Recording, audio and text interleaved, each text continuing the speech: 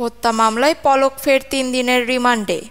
বৈষম্য বিরোধী ছাত্র আন্দোলনের রাজধানীর ধানমন্ডি থানার হত্যা মামলায় সাবেক আইসিটি প্রতিমন্ত্রী জুনায়েদ আহমেদ পলকের ফের ৩ দিনের রিমান্ড মঞ্জুর করেছেন আদালত। এছাড়া একই মামলায় ৪ দিনের রিমান্ড দেওয়া হয়েছে ২ ছাত্রলীগ নেতাকে। তারা হলেন সাংগঠনিক কেন্দ্রীয় সাংগঠনিক সম্পাদক ও ঢাবির সূর্য সেন হলের সাধারণ সম্পাদক সিয়াম রহমান এবং সাংগঠনিক সম্পাদক ও ঢাবির ফজলুল হক মুসলিম হলের সভাপতি আনোয়ার হোসেন নাইম। বুধবার ১২ই মার্চ ঢাকা মেট্রোপলিটন ম্যাজিস্ট্রেট আওলাদ হোসেন মোহাম্মদ জুনায়েদ রাষ্ট্র ও আসামি পক্ষে শুনানি শেষে এই আদেশ দেন। এর আগে মামলার তদন্ত কর্মকর্তা আসামিদের প্রত্যেকের ৫ দিনের রিমান্ড চেয়ে আবেদন করেন। রিমান্ড মঞ্জুরের পক্ষে শুনানি করেন ঢাকা মহানগর দায়রা জজ আদালতের পাবলিক প্রসিকিউটর ওমর ফারুকী। অন্যদিকে রিমান্ড বাতিল ও আসামিদের জামিন চেয়ে আবেদন করেন আসামি পক্ষের আইনজীবী ফারজানা ইয়াসমিন রাখি। উভয় পক্ষের শুনানি শেষে আদালত প্রত্যেকের জামিন নাম মঞ্জুর করে রিমান্ডের আদেশ দেন। মামলা সূত্রে জানা যায়, গত ৪ই আগস্ট ধানমন্ডি থানা এলাকায় বৈষম্য বিরোধী ছাত্র আন্দোলনে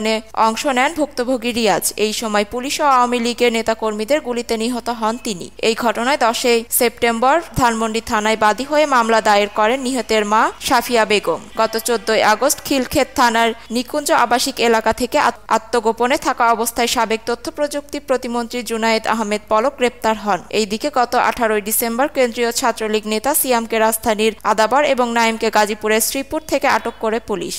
ভিডিওটি ভালো লাগলে লাইক, কমেন্ট এন্ড শেয়ার দিয়ে আমাদের পাশে থাকবেন। ধন্যবাদ।